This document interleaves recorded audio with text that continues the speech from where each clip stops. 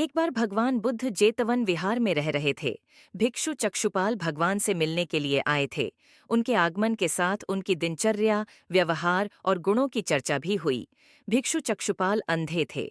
एक दिन विहार के कुछ भिक्षुओं ने कुछ मरे हुए कीटडढ़ों को चक्षुपाल की कुटी के बाहर पाया और उन्होंने चक्षुपाल की निंदा करनी शुरू कर दी कि उन्होंने इन जीवित प्राणियों की हत्या की। भगवान बुद्ध ने निंदा कर रहे उन भिक्षुओं को बुलाया और पूछा कि क्या तुमने भिक्षु को कीड़े मारते हुए देखा है? उन्होंने उत्तर दिया, नहीं। इस पर भगवान बुद्ध ने उन साधकों से कहा कि जैसे तुमने उन्हें कीड़ों को मारते हुए नहीं देखा, वैसे ही चक्षुपाल ने भी उन्हें मरते हुए नहीं देखा और उन्होंने कीड़ों को जानबूझकर नहीं मारा है, इसलिए उनकी भर्त्सना करना उचित नहीं है। भिक्षुओं ने इसके बाद पूछा कि चक्षुपाल अंधे क्यों हैं? उन्होंने इस जन्म में अथवा पिछले जन्म में क्या पाप किए? भगवान बुद्ध ने चक्षुपाल के बारे में कहा कि वे पूर्व जन्म में एक चिकित्सक थे। एक अंधी स्त्री ने उनसे वादा किया था कि यदि वे उसकी आंखें ठीक कर देंगे तो वह और उसका परिवार उनके दास बन जाएंगे। स्त्री की आंखें ठीक हो गईं, पर उसने दासी बनने के भय से यह मानने से इनकार कर दिया। चिकित्सक को तो पता था कि उस स्त्री की आंखें ठीक हो गई हैं, वह झूठ बोल रही है। उसे सबक सिखाने के लिए या बदला लेने के लिए चक्षुपाल ने दूसरी दवा दी। उस दवा से महिला फिर अंधी हो गई। वह कितना ही रोई पीटी, लेकिन चक्षुपाल जरा भी नहीं पसीजा।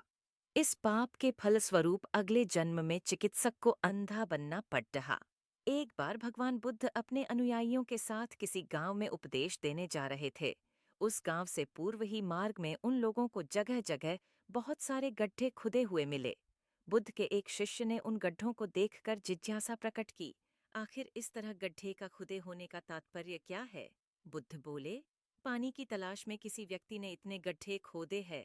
यदि वह धैर्यपूर्वक एक ही स्थान पर गड्ढे खोदता तो उसे पानी अवश्य मिल जाता, पर वह थोड़ी देर गड्ढा खोदता और पानी न मिलने पर दूसरा गड्ढा खोदना शुरू कर देता।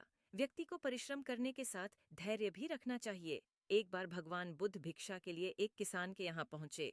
तथागत को भिक्षा के लिए आया देखकर किसान उपेक्षा से बोला, श्रमण, मैं हल जोतता हूँ और तब खाता हूँ। तुम्हें भी हल जोतना और बीज बोना चाहिए और तब खाना खाना चाहिए। बुद्ध ने कहा, महाराज, मैं भी खेती ही करता हूँ।